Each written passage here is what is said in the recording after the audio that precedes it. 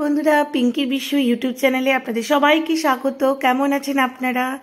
এটা ছিল আমাদের ডে 1 আর ডে 2 পুরীর একটা ভ্লগ। আমি দুটো মিলিয়ে শুধু ফুড ব্লগিং দিয়েছি এখন আপাতত।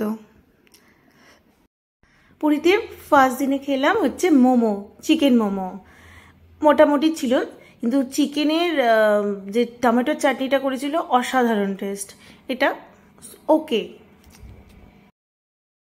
তারপরেই খেলাম হচ্ছে রাবড়ি, মানে আমি ভেবেছিলাম পনির টুকরো টুকরো করে বিক্রি করছে, খেতে না অসাধারণ। আমি এক টুকরো খেয়ে ওদের দিয়ে দিলাম।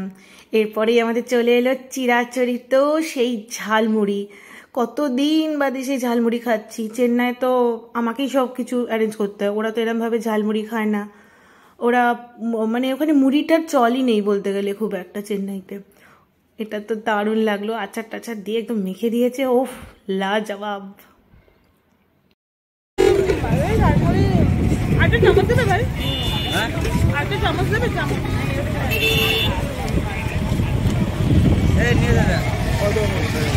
এদিকে ফুচকা না খেলে হয়? চেন্নাই কি দেয় জানেন? আগেও তো বলেছি, মানে পুদিনা ওয়াটার, সত্যি না খেতে একদম ভালো লাগে না। তো বললাম একটু ঝালঝাল করে ফুচকা বানাও, ফুচকাও খেলাম। তারপরে একটু আধটু কেনাকাটি করলাম, কেনাকাটি করে চলে গেলাম সোজা ডিনারে। এই দাদার কাছ থেকে আমি সব কিছুই কিনেছি। এনার নাম, দোকানের নামটা হচ্ছে জগন্নাথ, জয় জগন্নাথ। খুবই ভালো ওনার ব্যবহার। আমার ডিনারে ছিল হিলসা থালি, ভাত, তার সঙ্গে একটা ভেজ অফ দ্য ডে ছিল সোয়াবিন আলুর তরকারি, মোটামুটি করেছে। একটা ঢ্যাঁড়স আলুর তরকারি, ওটাও মোটামুটি, খুব একটা কিছু না। ডালটা খুব ভালো করেছিল, বেগুন ভাজা, কাঁচা লঙ্কা, লেবু, আর ছিল পমফ্রেট মাছ, আর চিকেনটা ছিল আমার ছেলের, চিকেন থালি। পমফ্রেট মাছটা ছিল আমার আর মেয়ে শেয়ার করে খাবো বলে। কাতলা থালি ছিল আমার হাজব্যান্ডের। আর পরে আমার এলো হিলসা। ইলিশ মাছটা কিন্তু খুব একটা ভালো করেনি এরা। তো পাঁপড়টাই একটু খেয়ে নিলাম আমি, খিদে পাচ্ছিল খুব।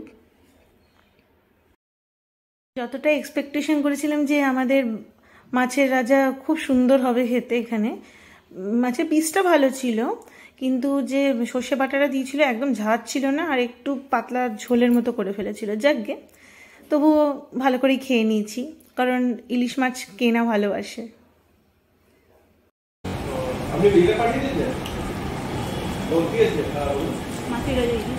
মোটামুটি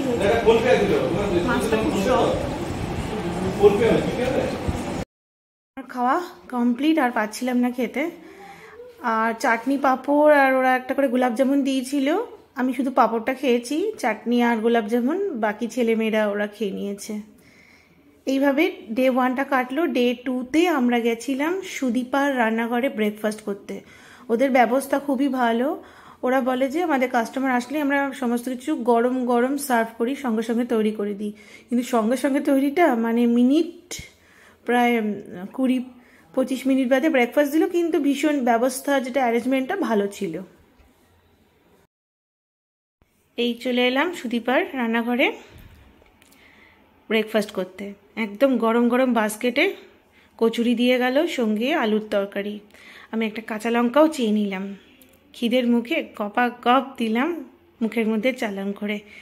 এটা কিন্তু আমি পুরীতে সেকেন্ড ডেতে ব্রেকফাস্টের কথা বলছি। কি গরম!